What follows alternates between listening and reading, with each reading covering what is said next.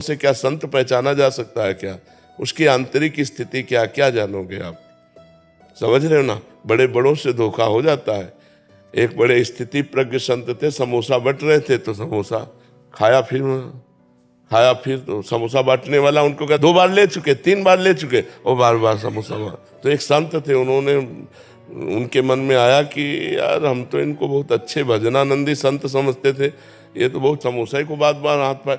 अब उनके विचारधारा को क्या जाने कि 4 समोसा पा लेते हैं, एकांत में 24 घंटा भजन करेंगे, उनकी विचारधारा को कौन जाने।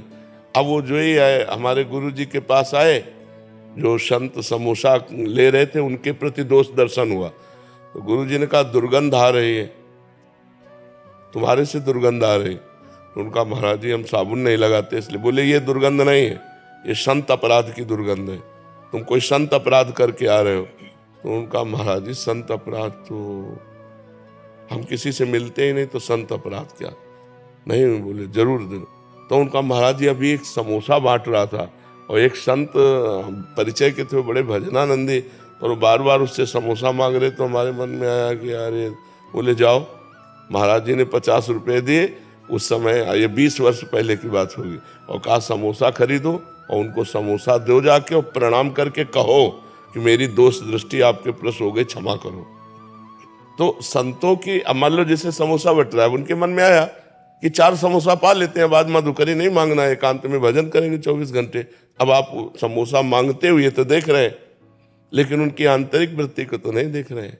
देने वाला तो दे ही रहा है, अगर वो अपमानित भी कर रहा है तो अपमान सहना संतों का स्वभाव होता है। फिर धक्का खा के फिर संतों की महिमा को केवल संत ही जान सकते हैं, बाहरी विचार से नहीं जाना जा सकता। हम स्वयं देखी हुई बात करें, स्वामी परमानंद जी ब्रह्मानंद में मगन रहते थे, और जहाँ कोई बहू बिटिया ऐसे सब जाती है ना दर्शन करने, तो बिटिया तुम्हारे गाय है? बोले हाँ स्वामी। बोले रबड़ी बहुत दिन से नहीं पाया।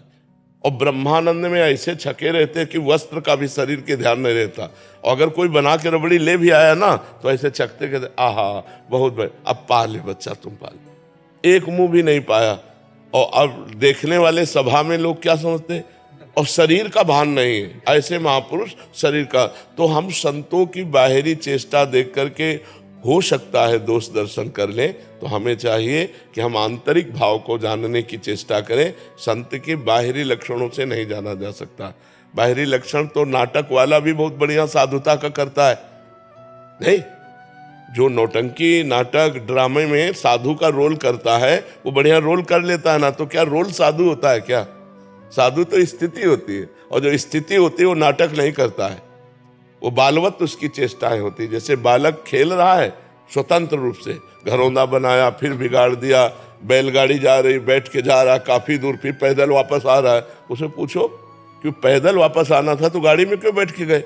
उसका कोई मतलब नहीं, खेल है, बच्चे हैं। ऐसे ही संत जो महापुरुष होते हैं उनका बालवत चेष्टा होती है, तो हम देख करके नहीं पहचान सकते। तो हम निंदा क्यों करें, सबको प्रणाम करें। हमको अपने हृदय के दोष देखकर निकालने हैं, दूसरे के नहीं। हाँ, दूसरा कोई हमारा मित्र है और वो हमसे पूछता है तो हम बता देते कि मुझे लगता है कि आप इस जगह गलत हो, अगर इसको ठीक कर लिया जाए तो ठीक है। वो भी सामने, उसके पीछे नहीं तो निंदा हो जाएगी। उससे कहो, डायरेक्ट उससे कहो, तब तो बात समझ। या तुम्हें किसी संत पर दोष दर्शन हो तो हिम्मत है तो डायरेक्ट बात करो, महाराज मैंने आपके प्रति दोष दर्शन किया, आप ये गलत कार्य कर रहे हैं, आप इसका उत्तर दीजिए कि ये गलत है या मेरी दृष्टि गलत है, तब तो बात सही मानी जाए। आप उसके पीछे उसकी निंदा करेंगे तो निंदा करने से आपके पुण्य नष्ट हो जाएंगे। पर निंदा के किए ते आवत नहीं कछु हाथ, मूर्ख पर्वत पाप को ले चल अपने साथ। उसका पाप का ढेर लेकर के चला जाता है, अपने पुण्य नष्ट कर देता है। तो काहे को अपनी जबान से गंदगी बोले, अच्छी बात बोले। सुदेश जी दिल्ली से।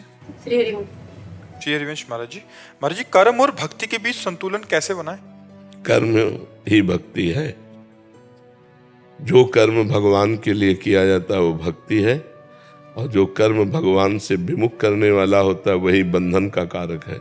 जैसे अपने पति से प्यार करना धर्म है, लेकिन पर पुरुषों की तरफ दृष्टि रखना अधर्म है। अपनी पत्नी से प्यार करना धर्म है, लेकिन पराई स्त्रियों की तरफ गंदी दृष्टि रखना अधर्म है। अपनी कमाई का धन धर्म है, दूसरे की कमाई का हड़पना अधर्म है। ऐसे हम जब देखते हैं तो जो कर्म धर्म युक्त है, जो कर्म भगवान की आज्ञा से किया जाता है वो भक्ति युक्त है, और जो कर्म भगवान से विमुख है, अधर्म है, वो भक्ति विमुख है। भक्ति युक्त और भक्ति विमुख, तो भक्ति विमुख कर्मों का त्याग कर दें और भक्ति युक्त कर्मों को करें। आपका क्या आंतरिक भाव है इस प्रश्न का? महाराज जी, यही है कि कर्म जैसे हम करते हैं तो उसी को हम भक्ति माने, या मतलब हाँ, वही कर्म भक्ति बन जाए। जैसे आप रसोई बना रहे हो, अपने लिए बना रहे हो तो केवल कर्म है, और भगवान के लिए बना रहे हो तो भक्ति हो गया। सुंदर भोग बनाया, भगवान को अर्पित किया, पा लिया, ये भक्ति हो गई। भगवान को अर्पित किया हुआ प्रसाद और संपूर्ण रसोई सेवा, ये भक्ति बन गई। झाड़ू लगा रहे अपने घर में या भगवान के घर में? भगवान के घर में तो भक्ति हो गई, अपने घर में तो कर्म बन गया। पोछा लगा लिया, पति परिवार की सेवा कर रहे हैं, ये भगवान के नाथ सकल संपदा तुम्हारी, मैं सेवक समेत सुत नारी, बढ़िया भक्ति हो गई। भक्ति का कोई अलग ढंग नहीं है। जो कुछ आप कर रहे हो वो भगवान को अर्पित कर दो, और भगवान का नाम जब चल रहा है वही भक्ति हो गया। और भगवान से विमुख होकर बड़े से बड़ा कर्म हो, अहंकार की पुष्टता, वही कर्म बनकर तुम्हारे बंधन का कारण होगा। जब भक्ति युक्त कर्म नहीं होता तो दो प्रकार के कर्म होते हैं, एक पाप कर्म होता है, एक पुण्य कर्म होता है, एक शुभ कर्म होता है, एक अशुभ कर्म होता है। दोनों बांधने वाले होते हैं। मुक्त करने वाला भक्ति कर्म है। तो हम हर कार्य भगवान को अर्पित करें, हर कार्य भगवान के लिए करें। जैसे हमारा शौच स्नान भी भक्ति हो जाता है।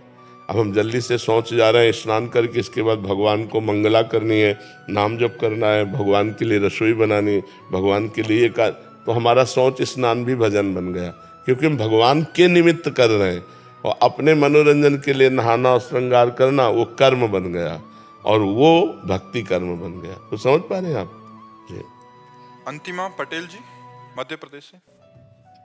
महाराज जी, आपके चरणों में कोटि कोटि प्रणाम। गुरुदेव भगवान, भाव कुभाव अनक आलसहूं को मानकर नाम जप एवं इष्ट पूजन कर रही हूँ, किंतु मन में पुनः एक भाव आता है कि भाव बिन सुनी पुकारें, मैं कभी सुनता नहीं। तो प्रभु, यदि मैं मन में कभी भाव न बन पाए तो क्या मुझे भगवत प्राप्ति होगी? हो जाएगी, क्योंकि वस्तु शक्ति अपना प्रभाव दिखाती है, भाव की अपेक्षा नहीं रखती। जैसे अग्नि में दाहिका शक्ति है, आप भाव रखो तो जला देगी, भाव न रखो तो भी जला देगी। भूल से छू जाए तो जल जाओगे, या कोई जान के छुआ दे तो जल जाओगे, क्योंकि उसमें दाहिका शक्ति है। ऐसे नाम में तारण शक्ति है। समस्त पाप का नाश करके भगवत प्राप्ति कराने की सामर्थ्य नाम में है। जो सीधा राम नहीं श्रद्धा से बोल पाते थे, मरा मरा बोले, वो भगवान के लीला चरित्र के रचयिता बन गए, वो ब्रह्म ऋषि बन गए। तो हमें नाम पर कभी अविश्वास नहीं करना चाहिए। जिस नाम को अपने पुत्र के मिश बुलाया नारायण, और अंतिम समय नारायण नाम निकलने के कारण उनको परम पद की प्राप्ति हुई। उन्होंने नारायण को नहीं पुकारा, अपने पुत्र को पुकारा आजा मिलने। तो अगर हम भगवान को जान करके राम राम हरि हरि कृष्ण कृष्ण राधा राधा बोल रहे हैं, भले हमारा भाव न लगे, पर हमारी जिह्वा के अग्रभाग पर भगवान का नाम विराजमान है, तो अहो वत्सोपशतो गरीयान यद जिह्वाग्रे वर्तते नाम तुभ्यम। वो चांडाल भी सर्वश्रेष्ठ परम पूज्य हो जाता है जिसकी जिह्वा के अग्रभाग पर भगवान का नाम विराजमान होता है। तो हमें नाम पर पूर्ण ये श्रद्धा रखनी है कि चाहे भाव हो चाहे कुभाव हो, नाम चल रहा है तो नाम के प्रताप से भगवान की प्राप्ति निश्चित है। ये बात समझो। हमारी भावना कब बनती है? जब हमारी हृदय की मलिनता नष्ट हो जाती है। तो जब अभी हमारा हृदय मलिन है तो हम चंचल हृदय से, कुभाव से, अश्रद्धा से, मन ना लगने से नाम जप कर रहे हैं, तो यही धीरे धीरे मन लगने लगेगा, धीरे धीरे मन पवित्र होने लगेगा, धीरे धीरे भाव बनने लगेगा। और ना भी बने तो अभी हम राम बोला, हरि बोला, कृष्ण बोला, शरीर छूट गया तो हमें भगवत प्राप्ति हो जाएगी। अंतःमति सो गति, हमें बिल्कुल संशय नहीं करना चाहिए।